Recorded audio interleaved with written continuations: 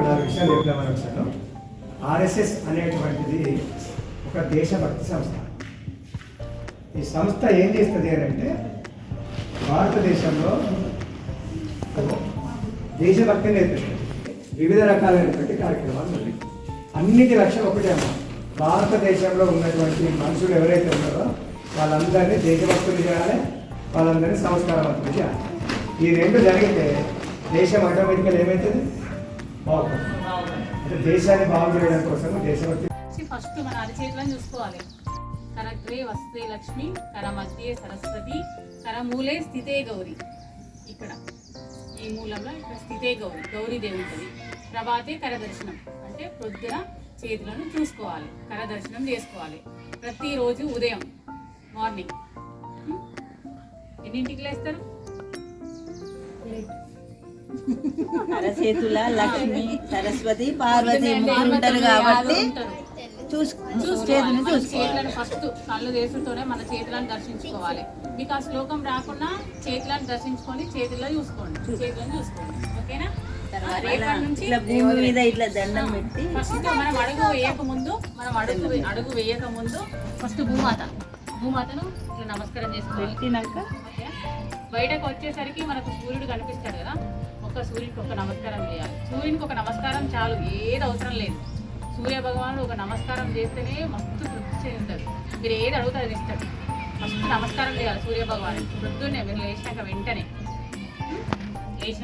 చేతులు తీసుకోవాలి, భూమాత ముక్కాలి, తర్వాత సూర్య భగవానికి నమస్కారం చేయాలి. ప్రతిరోజు చేయాలి ఇది. అంటే ప్రజలను బాగా ఇబ్బంది పెట్టాడు ఒక రాక్షసుడు. ఆ రాక్షసు ఇబ్బంది పెడితే అమ్మవారు ఆయనను సంహరించుతుంది అన్నట్టు. అదే రోజు దీపావళి, నరక చతుర్దశి అంటారు. ఆయన చనిపోయిన రోజు చతుర్దశి, దానినే నరక చతుర్దశి అంటారు. రోజు దీపావళి పండుగ జరుపుకుంటారు.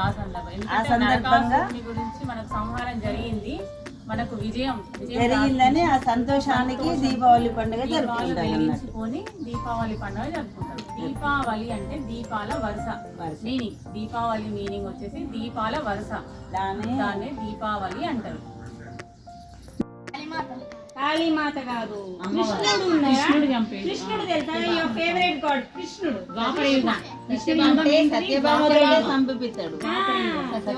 కృష్ణస్ వైఫ్ ఎవరు? సత్యభామ. చాలా మంది వైఫ్స్ ఉన్నారు, అందులో సత్యభామ ఒక వైఫ్.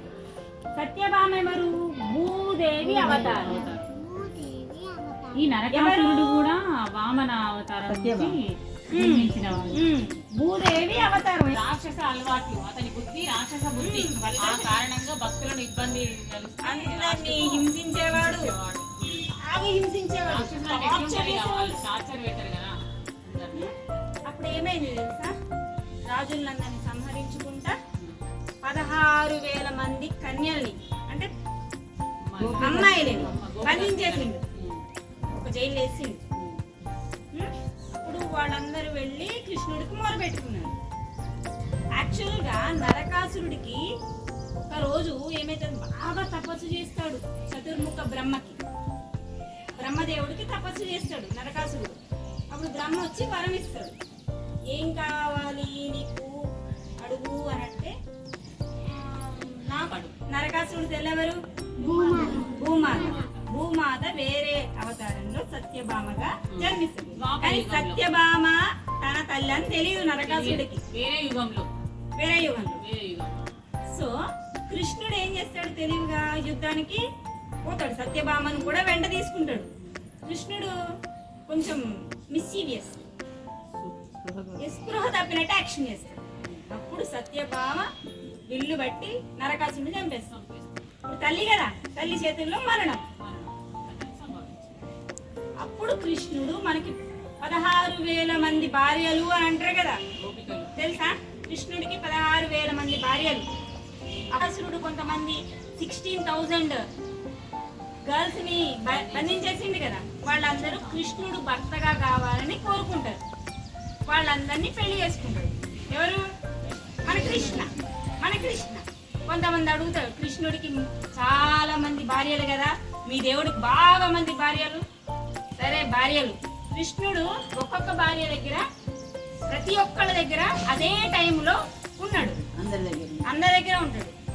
మరి వేరే అన్న వాళ్ళకి మీ కృష్ణుడికి చాలా మంది వైఫ్స్ కదా, ఇంతమంది పెళ్లిళ్ళు చేసుకోవచ్చా అని అన్నవాళ్ళు ఒకటే వ్యక్తి చాలా రూపాల్లో ఉండగలరా? ఉండలేరు కదా. మనం ఆన్సర్ ఇవ్వాలి, ఎవరైనా అన్నప్పుడు మనం ఆన్సర్ ఇవ్వాలి. రోజు నువ్వుల నూనె రాసుకొని స్నానం చేస్తే స్మూత్గా ఉంటుంది. ఇప్పుడు మనకు వచ్చేది ఏ కాలం, ఏ season? Winter season. Winter season లో మనకు చర్మం ఎట్లుంటుంది, పొడిబారిపోతుంది చర్మం చలికి. అందుకే నువ్వుల నూనె, నువ్వులు తినాలి. నువ్వులు తింటే కూడా కొంచెం వేడి ఉంటుంది, అందుకే మనకు చలి పెట్టదు. నువ్వులు తినే వాళ్ళకు చలి బాగా పెట్టదు, వాళ్ళ శరీరం వేడి ఉంటుంది కాబట్టి. ఈ నెలలో ఎప్పుడైనా వస్తుంది అన్నట్టు. అక్టోబర్ లాస్ట్ వీక్ అన్నా, నవంబర్ ఫస్ట్ వీక్ అన్నా వస్తుంది. ప్రతి సంవత్సరం అక్టోబర్ నవంబర్లోనే వస్తుంది మనకు దీపావళి పండుగ. దీపావళి పండుగ ధనత్రయోదశి, భోగి, దీపావళి 3 రోజులు ఉంటుంది. ఈ రోజు ధనత్రయోదశి అంటే లక్ష్మీదేవి. రేపు ఒక్కరోజు పని చేయాలి. రేపు ఎప్పుడు రేస్తారు? రేపు రేపు 10 o'clock లేస్తావా నువ్వు? రేపు ఒక్కరోజు ఎప్పుడు లేస్తారు చెప్పండి? 6ఆ? 5:30కి లేవండి. ఎవరు లేస్తారు 5:30కి? మమ్మీ వాళ్ళని కూడా లేపండి. మమ్మీలు కొంతమంది లేవరు.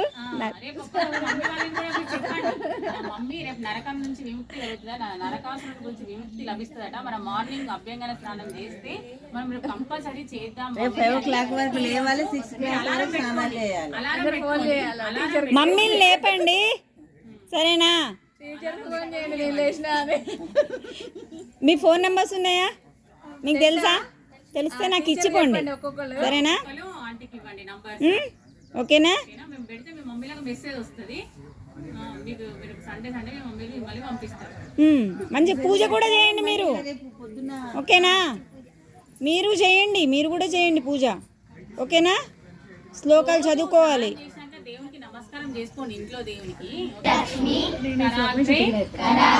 వసతే లక్ష్మి కరమధ్యే సరస్వతి కరమూలే స్థితే గౌరీ ప్రభాతే కరదర్శనం.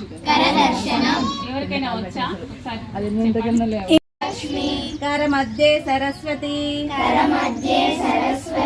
కరమూలే స్థితే గౌరీ ప్రభాతే కరదర్శనం. అంటే మొదటి స్థానంలో అగ్రస్థానంలో లక్ష్మీదేవి, మధ్య స్థానంలో సరస్వతీదేవి, మూల స్థానంలో గౌరీదేవి. గౌరీదేవి అంటే పార్వతీదేవి. పొద్దున్నే లేవగానే సూర్యోదయానికి ముందే లేవాలి అందరు, ఎవరైనా సరే కదా, రాదు కదా అప్పుడే. పొద్దున్నే లేచి ఫస్ట్ లక్ష్మీదేవి, సరస్వతీదేవి, గౌరీదేవి అనుకోండి. తర్వాత భూదేవికి దండం పెట్టాలి. లేవగానే ఇట్లా భూదేవికి దండం పెట్టాలి, కాలు కింద పెట్టేటప్పుడు. లక్ష్మి కరమధ్యే సరస్వతి కరమూలే స్థితే గౌరీ ప్రభాతే కరదర్శనం. ఇంకో 5 times నేర్పియండి. కరాగ్రే వసతే లక్ష్మి కరమధ్యే సరస్వతి